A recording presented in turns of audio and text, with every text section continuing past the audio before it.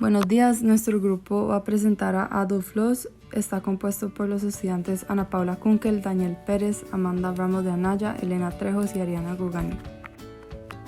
Adolf Loos fue uno de los arquitectos europeos más influyentes a finales del siglo XIX.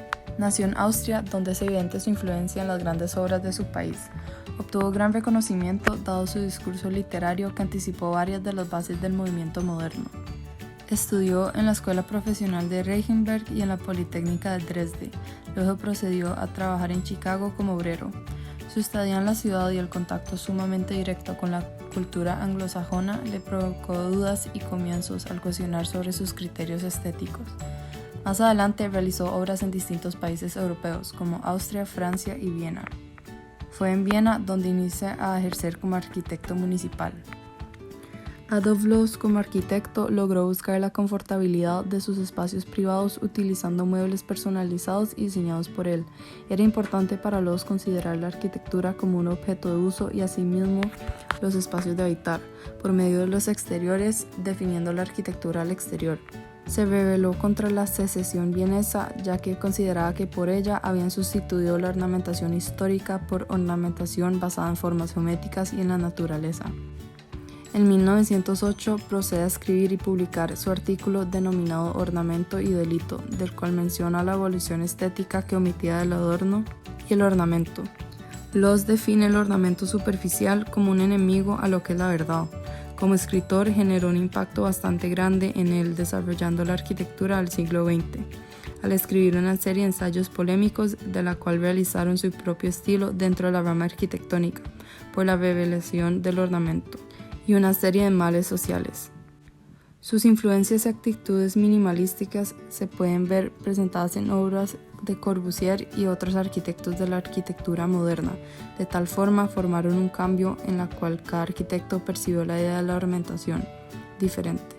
Sus construcciones, proyectos, ensayos y textos son esenciales a la hora de comprender sus obras. Adolf Loos se encuentra dentro de la bisagra entre la modernidad y la posmodernidad porque al mismo tiempo logra regresar a la tradición clásica, lo cual era profundamente en lo que él creía que era importante proteger y mantener esa idea. Respecto a la lectura, Ornamento y Delito, escrita por el arquitecto austriaco Adolf Loos, se comienza siendo una crítica directa al uso del ornamento y la posición de la sociedad respecto a este, específicamente la austriaca. El autor hace una señalación directa a los papúa, una tribu perteneciente a Nueva Guinea, ya que estos utilizan el ornamento como algo digno de respeto e importancia, clave en su cultura. Sin embargo, por otro lado, la sociedad metropolitana o contemporánea lo relaciona con algo malo.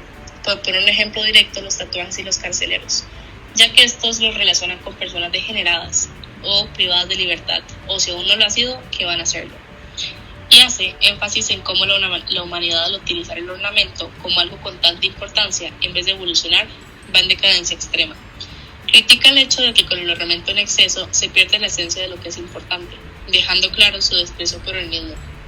A medida que se va narrando la lectura, el autor comienza a explicar cómo la sociedad de su época comenzaba a utilizar este como algo para llamar la atención o pretender sobresalir, sobre todo para hacer una distinción entre las clases sociales.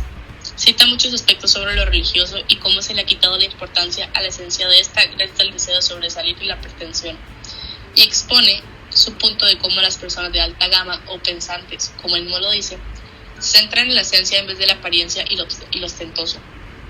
En un punto, inclusive cita: "No puedo admitir que la objeción de que el ornamento aumenta la alegría de vivir de un hombre culto. Sin embargo, no puedo admitir tampoco la que se disfraza con estas palabras. Pero cuando el ornamento es bonito, para mí y para todos los hombres cultos, el ornamento no nos aumenta la alegría de vivir". Después de citar esto, vuelve al tema de la sociedad, donde expresa el daño tan grande que el ornamento le ha hecho a la civilización, sobre todo desde el ámbito arquitectónico. Sin embargo, recalca como cuando el ornamento que trae felicidad hace quien lo produce y no simplemente lo hace por hacerlo en masa, es algo bueno e inclusive tolerable.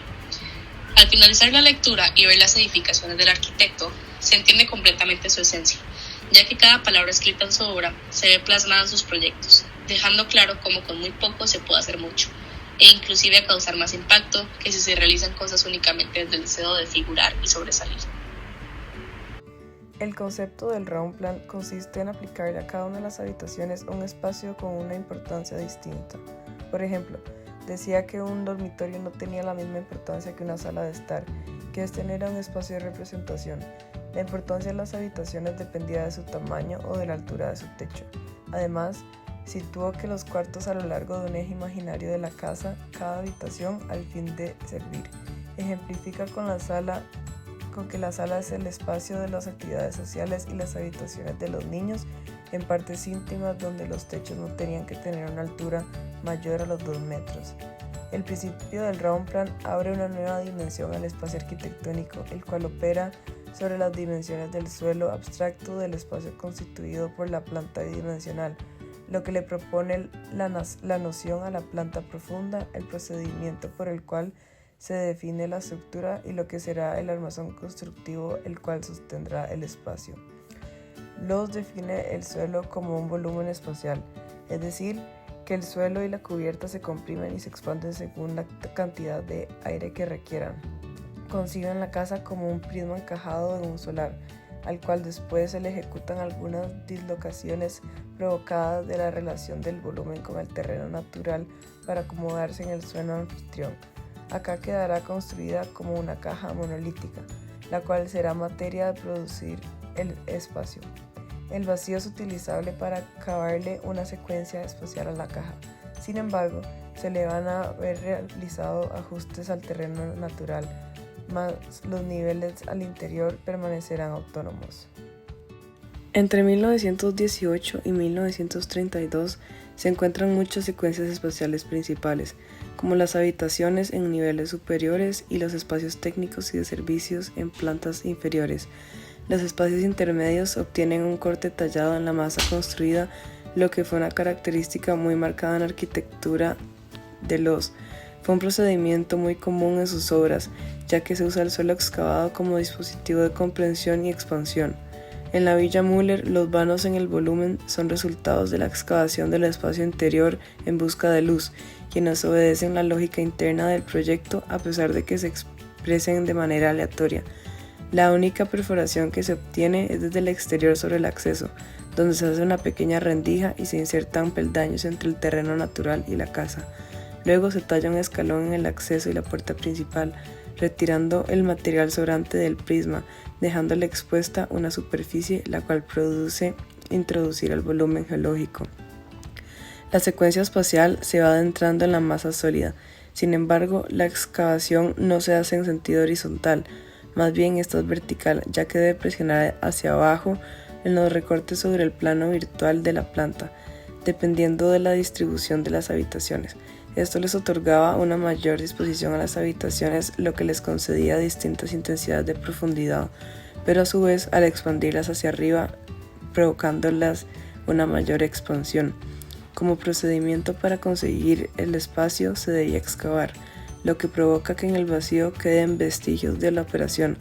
Los muros, los cuales acompañan las escaleras, quedan escalonados a medio esculpir, cortados en grandes bloques. Bueno, yo les quiero hablar sobre la Villa Müller, pero primero les quiero dar una introducción a lo que es esta obra arquitectónica. La villa se encuentra en la zona Streszowice, ubicada en Praga, en una de las zonas residenciales más exclusivas de la zona, ubicado en República Checa, al noroeste del centro. Esta villa se encuentra sobre una pendiente que tiene gran vista a la ciudad antigua.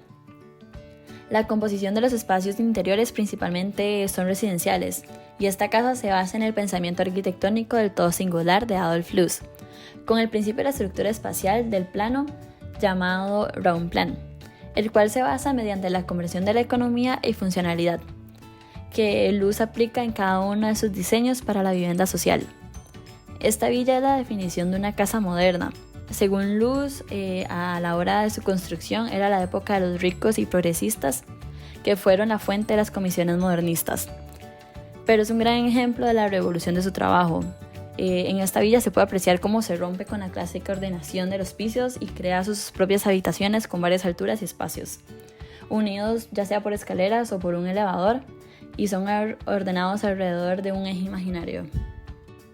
Mientras Frank Lloyd trataba de perfeccionar esa transición desde el interior hacia el exterior sin alguna interrupción, Luz trató como de mantener la separación de la parte externa con la parte interna, donde él dijo que el edificio debía ser tonto por fuera, pero solo revelar la riqueza en el interior.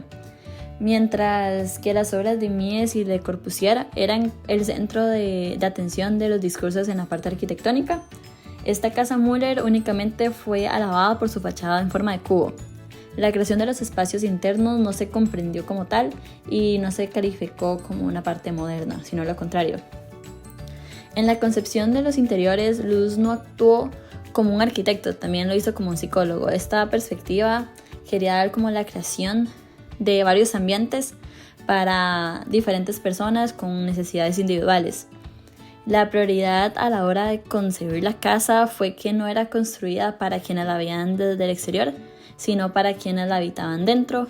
Era una forma en la que él quería comprenderlo de diferente manera y darle esa solución. En su parte interior de la Villa Müller, como lo dije anteriormente, utilizaron la aplicación del espacio Round Plan, donde Luz textualmente dijo: mi arquitectura no es concebible por dibujos, sino por espacios. Yo no dibujo planos, fachadas o secciones. Para mí, la planta baja, primer piso no existen. Solo hay espacios continuos, habitaciones, pasillos, terrazas. Cada espacio necesita una altura diferente. Esos espacios están conectados de manera que el ascenso y descenso no sean imperceptibles, sino a la vez funcional. Lo que quiere decir es que Luz se buscaba más que todo en la esencia y en su funcionalidad, no que tan complicados fueran, sino que él quería lo más sencillo, lo más básico para que tuviera las mejores relaciones y que pudiera acoplarse a las necesidades individuales de cada persona. La casa Josephine Baker se puede decir que es uno de los proyectos sin terminar con mayor interés por temas como las vistas internas y cómo fue pensado su psicología del usuario dentro de los espacios. También por un análisis sociopolítico del rol de los arquitectos en la sociedad durante el movimiento modernista y los temas que abarca la época del racismo, discriminación de género y poder.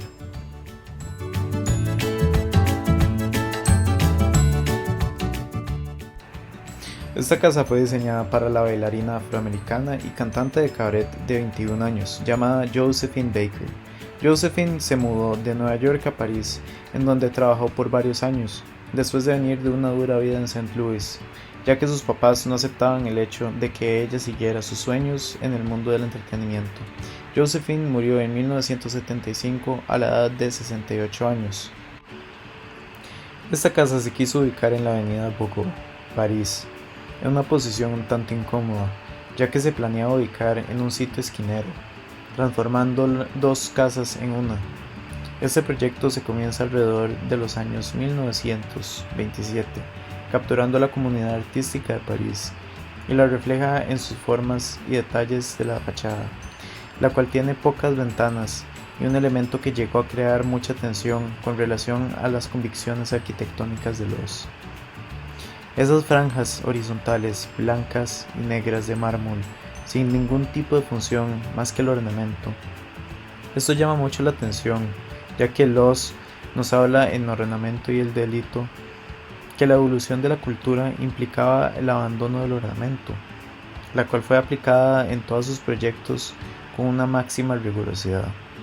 El texto tiene partes en donde habla de lo negativo que llega a ser la decoración y habla de que el hombre que carga tatuajes en la piel es un criminal, un degenerado. Entonces, ¿por qué envuelve la casa de estas líneas que parecen tatuajes? Esto puede verse relacionado con lo que habla Adolf Loos sobre el origen del arte primitivo en la época de las cavernas y la cruz.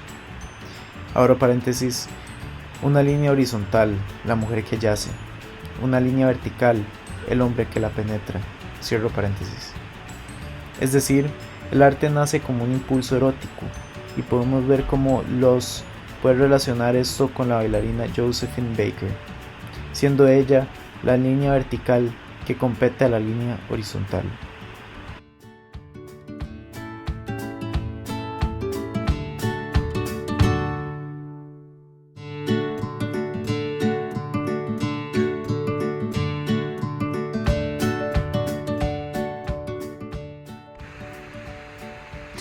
Teorizando más a fondo en el concepto de la casa, podemos entender desde la afuera.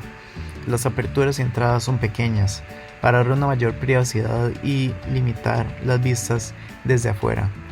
Se habla que las ventanas cumplían una función más de dejar la luz entrar y no necesariamente para crear vistas hacia afuera de la casa.